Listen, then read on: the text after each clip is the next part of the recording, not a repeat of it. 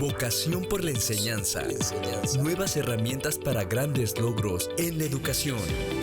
Esto es De la A a la Z. Puebla en Casa. Puebla en Casa. Hola, ¿qué tal? ¿Cómo están? Muy buena tarde. Qué gusto nos da saludarles iniciando esta semana en este programa de la A a la Z Puebla en Casa, un programa de la Secretaría de Educación y del Sistema Estatal de Telecomunicaciones que estamos transmitiendo totalmente en vivo a través de nuestras señales de CET Televisión, de CET Radio y de la Red Estatal de Radiodifusoras. Saludamos con mucho gusto esta semana a nuestro compañero Alejandro Filiberto Yautensi Cruz, nuestro intérprete en lengua de señas mexicana, que esta semana estará colaborando con nosotros. Muchas gracias, Alejandro. Y bueno, reiterarles esta gran labor de equipo que seguimos haciendo en este pacto comunitario. Es muy importante que no bajemos la guardia.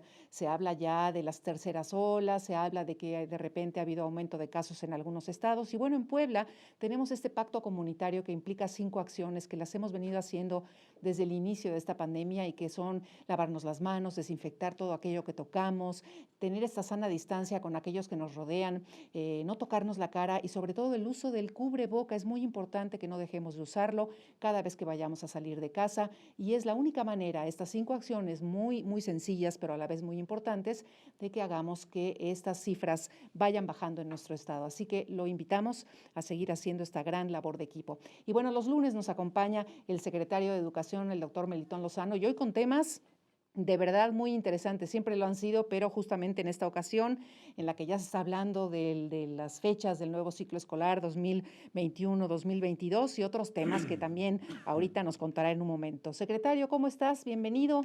Estimada Nuria. Qué bueno que nos acompañas. Feliz inicio de semana. Gracias, sí. Siempre es un gusto saludarte, venir a este programa, porque me permite dialogar a través de ti con toda la audiencia, que cada vez es más grande. Y sobre todo la gente involucrada, interesada en el proceso educativo, como son las familias en su conjunto, los profesores. Así es que gustoso de dialogar. Te comento que, bueno, en la calle, en las familias, con los amigos, es un tema muy recurrente el hecho de que en Puebla están agradecidos que el ciclo escolar no haya iniciado todavía, no haya reiniciado como en otros lugares de la República y que, bueno, estamos hablando ya de agosto, ¿no? De agosto, que será el tiempo suficiente para que todo tenga las características adecuadas para este regreso híbrido, mixto, como le han llamado, ¿no? Exactamente. Compartirles que la semana pasada la Federación, la Secretaría de Educación Pública Federal, ya emite el calendario escolar oficial. Y obviamente Puebla se adapta completamente a estas fechas. Entonces hoy ya tenemos más certeza de que el siguiente ciclo escolar 21-22 iniciará el día 30 de agosto. Serán 200 días efectivos de trabajo arduo y culminará el 28 de julio de 2022. Ese es el lapso de tiempo que estaremos trabajando. Sin embargo, vale la pena señalar que previo a que regresen los alumnos, hay actividades de preparación. Los días 11, 12 y 13 van a sesionar los comités participativos de salud escolar y serán realizadas jornadas de limpieza en las escuelas. Quiero comentar que ya existe un antecedente de estar trabajando con estos comités. Claro. Pero esos días sesionan de manera nacional y se llevan a cabo las jornadas. Por otro lado, el día 16 de agosto inicia el periodo de inscripciones. ¿Qué significa eso? Que de forma presencial los papás, donde sus hijos cambiaron de nivel educativo, tienen que llevar la carta de asignación y el documento que acredita haber terminado un nivel antecedente educativo. Claro. Luego hay una fecha que no está ahí, pero es un taller intensivo de capacitación docente del 17 al 20 de agosto. Este taller intensivo tiene como propósito que las y los maestros se preparen cada vez más para, yo le he denominado, atender la diversidad. Hoy más que nunca la diversidad es el ingrediente fundamental de los procesos educativos, porque cada escuela vive circunstancias diferentes, cada institución tiene número de alumnos distinto, por lo tanto las medidas a instrumentar van a variar. Luego los procesos educativos, Por lo tanto, tenemos que prepararnos. Lo estamos haciendo, pero esos días serán intensivos. Posteriormente, del 23 al 27 de agosto, se lleva a cabo el Consejo Técnico Escolar para profundizar sobre las nuevas estrategias, el modelo híbrido que vamos a utilizar en Puebla. Y ya finalmente llegamos a la fecha del 30, que esperemos nos encontremos en un semáforo verde y podamos llevar a cabo el regreso presencial a las instituciones educativas. Los padres de familia que estén pendientes de este programa Sí. y que, bueno, ya lo tienen claro ahorita, estas fechas que nos acabas de enumerar, el 30 de agosto iniciarán las clases, pero si yo soy mamá de familia, bueno, ¿cómo me enteraré yo si mi hijo va a entrar en esta forma híbrida, si lo van a llamar el primer día de clases, si tiene que asistir el primer día de clases o no? Vamos a esperar algún tipo de comunicación con el personal directivo, los docentes de la escuela que le toca. Muy bien, buena pregunta. Y una de las soluciones es que vean el programa de la A a la Z. Eso, ¿Verdad? eso A punto diario, número 1. sí. Que vean este programa porque a través de este espacio, como ya lo hemos hecho y lo cual agradecemos siempre, estaremos transitando las principales decisiones del sistema educativo. Pero por otro lado, habrá una comunicación directa entre los directores de las escuelas y las familias. Los directores harán un conjunto de comunicados, porque las escuelas son diversas. Nuevamente Claro. vuelvo a esa idea. Sí. Un ejemplo, si estamos en verde y hay que regresar en este nuevo modelo, hay grupos que tienen 10 alumnos. Entonces, el espacio de un aula permite que estén a una distancia de entre 1.5 y 2 metros. Por lo tanto, estos alumnos irán a diario a clases. No hay por qué partir el grupo. Entonces, esa es una circunstancia. Si el grupo es muy grande, entonces tendrá que dividirse para que la mitad del grupo vaya unos días y la otra mitad otros días. Claro, se acomoden los escritorios en las aulas para que haya esta distancia. Exacto. O por otro lado, también se está, diríamos, considerando la posibilidad de que la mitad del grupo vaya una semana y la otra mitad vaya la siguiente semana. Claro. Para tomar bloques completos de atención. Este es un esquema interesante también. Sí, también, y nos los están diciendo los propios maestros, considerando las realidades. Claro. Dicen, puede ser mejor y más efectivo tenerlos una semana completa, porque así podemos avanzar. Claro. Y luego, el otro mitad del grupo, una semana. Ajá. Entonces, habrá lugares en donde así funcione. Por eso los esquemas son variados. Pero, ¿qué tienen como denominador común? El denominador común es que no exista conglomeración masiva de alumnos, donde ponga en riesgo. Por eso es que estamos ensayando. ¿Y quiénes son los que directamente les van a proporcionar la información a los papás? Los directores de escuela. Por eso creo que sí es necesario, como ya lo han hecho, mantengan una comunicación sistemática, continua, donde les vayan diciendo cómo actuar. Perfecto. De todos modos, el calendario de todo esto que nos acabas de compartir está publicado ya en la página de la Secretaría de Educación, que es muy importante. Así es. Y retomando un poquito lo que nos habías contado en sesiones anteriores de este diagnóstico que se hizo en las escuelas y que algunas necesitaban algún tipo de arreglo y demás, todo este proceso ha seguido en marcha para que ya se formen los comités en las fechas que tú nos dijiste, los días 11, 12 y 13. Ahí vemos en la pantalla el calendario justamente del ciclo escolar emitido por la Federación. Exactamente, creo que vale la pena que las familias lo tengan, porque de esa forma pueden ir siguiendo las actividades planeadas. El CAPSE, como ya lo dijimos, ha estado visitando escuela por escuela y generando un diagnóstico preciso. Entonces ya se llegó a un número de 480 escuelas de educación básica y 33 de educación superior. Entonces el CAPSE de por sí ya venía interviniendo algunas escuelas, ahora se suman otras. Quiero decirles que probablemente el CAPSE continúe, pero no afectará que los alumnos regresen. Claro. Y donde haya necesidad, pues yo sí invito a que busquemos alternativas. Un ejemplo, si se afectó una barda, pues el CAPSE puede trabajar en la barda, pero las clases se pueden llevar a cabo. Claro. Sin embargo, si se tratara de los lavabos, pues organicémonos, consigamos un tinaco, unas cubetitas, pero que no se interrumpa el regreso presencial donde las condiciones estén adecuadas. Exacto. O busquemos las condiciones adecuadas. Perfecto. Creo que eso es muy importante, entonces también se está trabajando en esta parte de la infraestructura, de los espacios físicos. Exacto. Por otro lado, los papás, como ya lo vieron, están trabajando para poder colaborar. Y la siguiente vertiente es la preparación con los maestros. Que esa es muy importante, que se va a Exacto. efectuar justamente en los primeros días de julio, Sí. porque hay mucho de qué hablar de este sistema con el que iniciamos, que es el híbrido, mixto, o como han querido llamarle, ¿no? Exacto, sí. Este modelo híbrido tendrá que ser conocido, manejado por todos los docentes. De igual forma, se les tiene que dar a conocer a los alumnos, prepararlos para el modelo híbrido, que es muy interesante este modelo porque de pronto creemos que se agota solamente en decir, van unos días unos alumnos y otros. Bueno, eso Ya sería por eso se le llama híbrido, ¿no? No, ese sería tan solo la alternancia de días. Pero el modelo híbrido es la combinación entre lo presencial, lo virtual y el aprendizaje autónomo.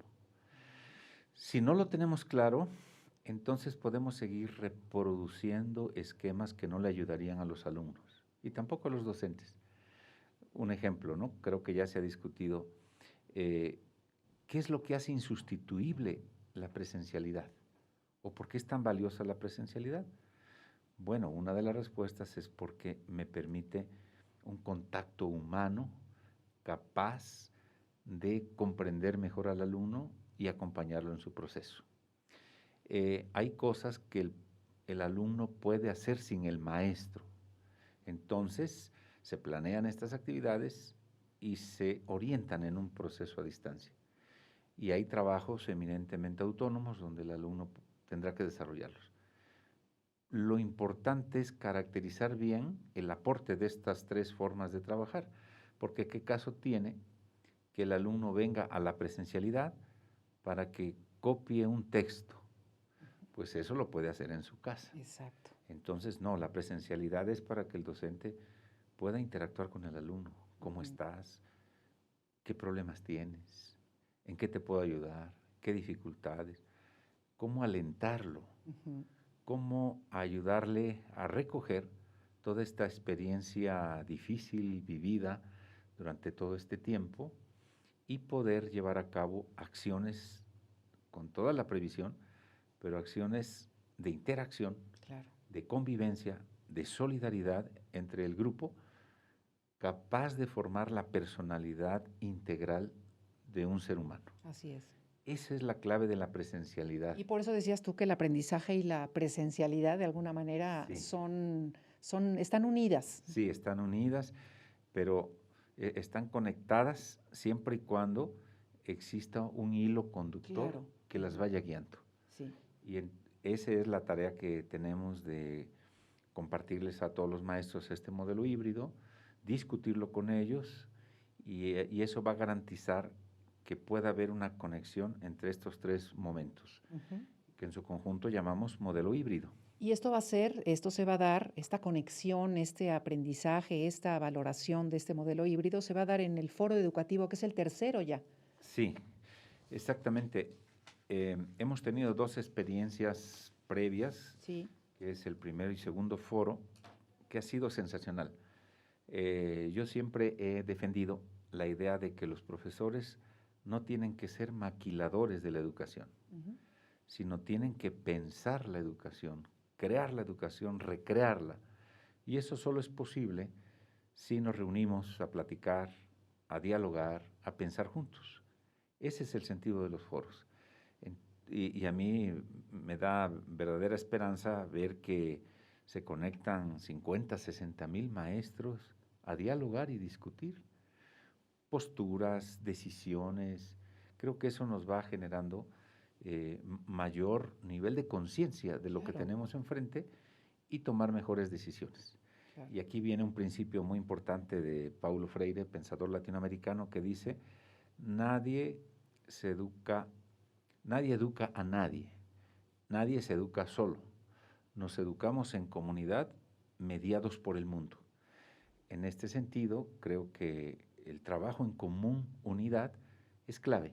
Entonces vamos a tener este foro, lo anuncio, es el 5 de julio. Lunes 5 de julio, dentro de 8 días, se va a llevar a cabo este foro, donde, como lo vemos en la pantalla, abordaremos el tema del modelo híbrido. Ahí lo presentaremos, el documento se está terminando y se conectan más de 65,000 docentes de educación básica y media superior, tanto de escuelas públicas como privadas. Integramos a todos los sistemas. Y también tocaremos algo que le hemos denominado el tiempo pedagógico o el tiempo vital. Ajá. ¿Verdad? Que ya lo hemos dialogado. Como luego decimos, el tiempo de calidad, ¿no? El tiempo de calidad, de los papás con los hijos, ¿no? Exactamente, sí. En la otra ocasión hacíamos una reflexión con los maestros, los directores de nivel, y pusimos la canción esta tan bonita que dice, me olvidé de vivir. Ajá. ¿Verdad? Que dice, me olvidé de vivir. Ajá. Eso hace referencia a que en ocasiones la vida es tan rápida, tan programada, que se pierden los detalles más importantes, que se pierden las acciones más significativas en la vida, que dejan una marca y una huella. Ese es lo que nosotros le llamamos el tiempo pedagógico, el tiempo vital. Entonces, si el alumno va unos días a la escuela, es momento para el tiempo vital, que el profesor aproveche para dialogar con el alumno, pero más allá de las cosas, diríamos, pragmáticas de las clases. De yo soy el profesor y tú el alumno. Exacto, ¿no? Sí. ¿Por qué no te pones aquí tú y nos explicas lo que te sucedió? Toda esta empatía, esta comprensión, la demostración del afecto, del cuidado. Por eso reafirmamos mucho la ética del cuidado, porque lo que corresponde en este momento de crisis, de riesgo, es cuidar a nuestros alumnos, cuidarlas en toda la extensión de la palabra, cuidar su salud, pero cuidar su proceso educativo, porque los seres humanos, en el sentido mucho más amplio, seguimos un proceso evolutivo. O sea, alguien no tiene... Cambiamos constantemente. No tiene 12, 15, 30 años, tenemos 3.500 millones de años y seguimos evolucionando. Entonces, lo que más se tiene que cuidar de la especie humana son acciones de demostración de respeto, de afecto, de cariño, de solidaridad, y eso genera el caldo de cultivo apropiado para el aprendizaje. Entonces hay que aprovecharlo. Si tengo aquí mis alumnos 2 días a la semana, pues cómo aprovecharlo para las cosas sustantivas. Y las otras cosas que se pueden hacer solos, pues que las hagan cuando no están en la escuela, por ejemplo. Sí. Esa es la toma de conciencia y a eso apunta este foro que estamos organizando para el 5 de julio.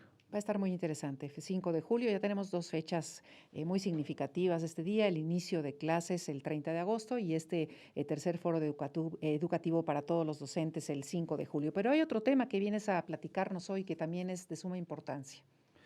Sí, hoy estamos conmemorando el aniversario luctuoso de José Vasconcelos. Para el próximo 30 de junio, vamos, exacto, ya en estos días. Ya estamos al 62 aniversario luctuoso de José Vasconcelos. ¿Qué significa esto para la educación? Sí, mira, significa que estamos en un año celebrativo. Este año es muy especial en nuestro país porque celebramos 500 años del nacimiento de Tenochtitlán, 500 años de la conquista, con todas sus repercusiones, 200 de la consumación de la independencia y 100 años de la fundación de la Secretaría de Educación Pública en México. Pero en estos días celebramos el aniversario luctuoso de José Vasconcelos. José Vasconcelos es muy significativo en nuestro país por toda la mística que le puso a la educación. Era filósofo. En el país. Era filósofo, era poeta, era jurista, tenía muchos talentos y justamente por este énfasis que puso fue llamado el maestro de América. Cuando Álvaro Obregón era el presidente, lo nombró secretario de Educación Pública.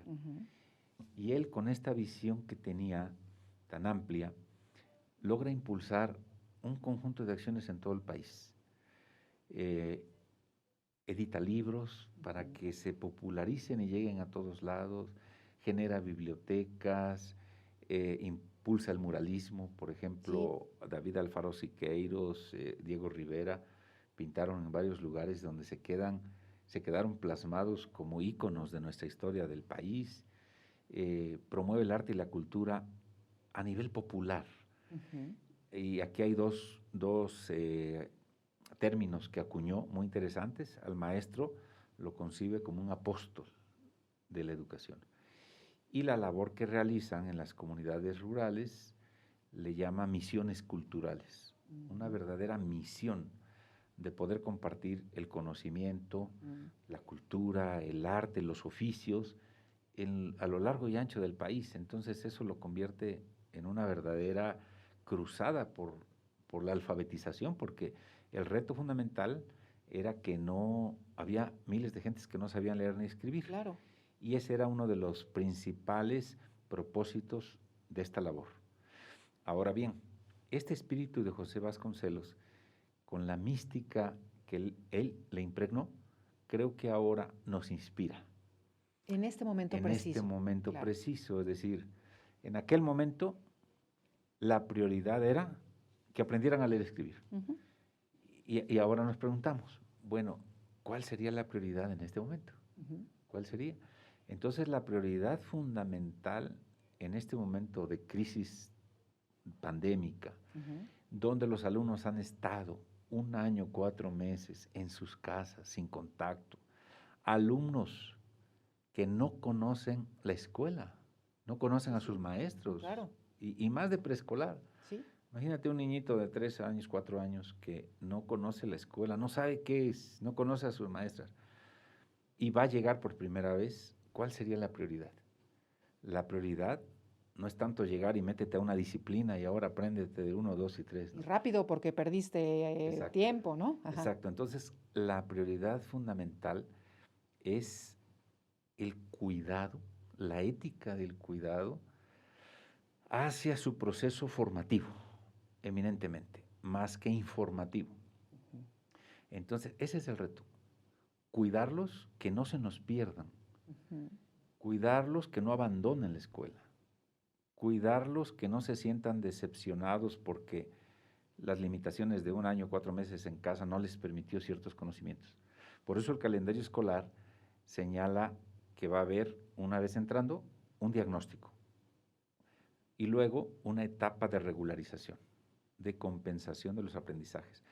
Entonces tiene que prevalecer más que la exigencia o inclusive la intransigencia, la comprensión.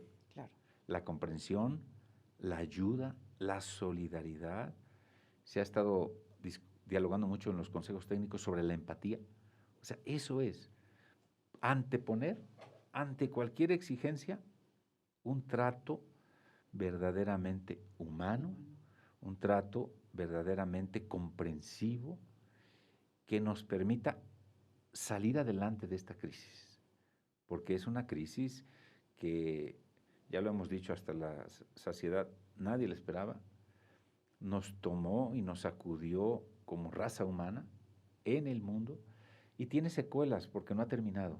Claro. Entonces no podemos actuar de manera como lo veníamos haciendo en otros momentos, como si fueran clases regulares, porque uno como maestro a veces es muy exigente.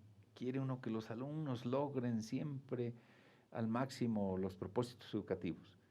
Creo que ahora también hay que poner esa atención, pero antes que a eso, una relación de cariño, una relación de aceptación total de la circunstancia que estamos viviendo, y creo que si eso prevalece, daremos un paso importante. Claro. Un paso clave. Hay que asumirlo. Hay que asumirlo como tal. Y parte de asumirlo significa reconocer el contexto en el que estamos. De pronto hay gente que trivializa lo que estamos viviendo, como que si ya hubiera pasado, como si ya no existe y que estamos de nueva cuenta en una situación regular como antes. No, no es así. Así es. No es así. Hay muchos daños colaterales de esta pandemia, muchas reminiscencias de dolor y por lo tanto hay que actuar de otra manera. Sí, además aún hay peligro de contagios. Todavía hay peligro, o sea, esta pandemia y este virus pues no se va a ir. Tenemos que estar siempre atentos y preparados para prevenir. Entonces creo que ese es el reto que tenemos. Sí. José Vasconcelos tuvo un reto de difundir masivamente la cultura, pero sobre todo que aprendieran a leer y escribir. Y ahora el reto es que los alumnos continúen su trayectoria educativa, acompañados, comprendidos y ayudados. Ese es el reto que tenemos. Que a lo mejor va a costar un poco el arranque, ¿no? Va a costar Sí. un poco esta etapa que dices de compensación. No importa. Exacto, no importa, pero sí necesitamos situarnos en una nueva etapa, porque no va a ser fácil. De pronto alguien me dice, ¿y qué pasa si un alumno se enferma? Bueno, pues puede ser. Si no tomamos las medidas necesarias, sí puede ser. Pero yo últimamente pongo un ejemplo. En toda esta pandemia hubo personas que no nos contagiamos.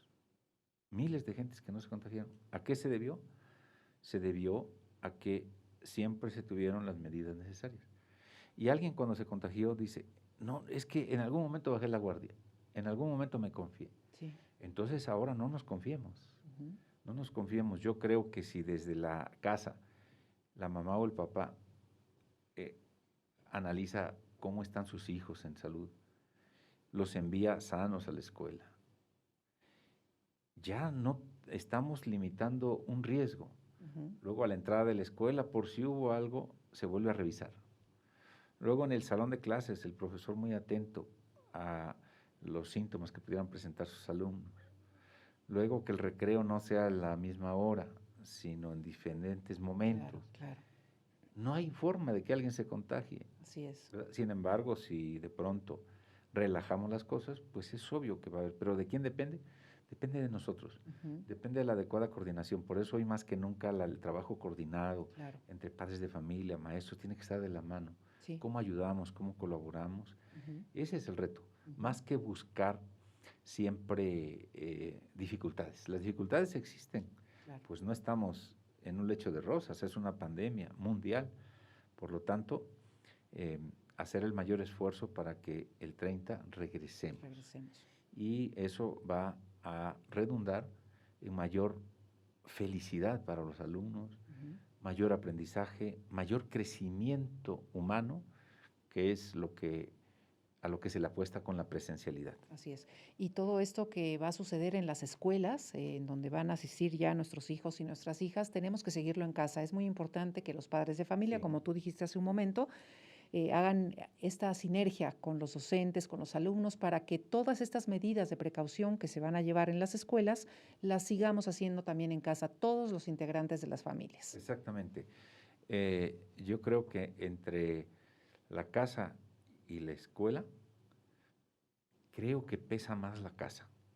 Eso lo he ido aprendiendo a lo largo de la vida.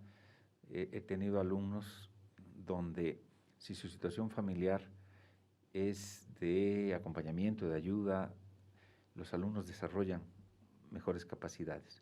O donde es una situación muy problemática, aunque la escuela haga su mayor esfuerzo, es difícil lograr propósitos educativos.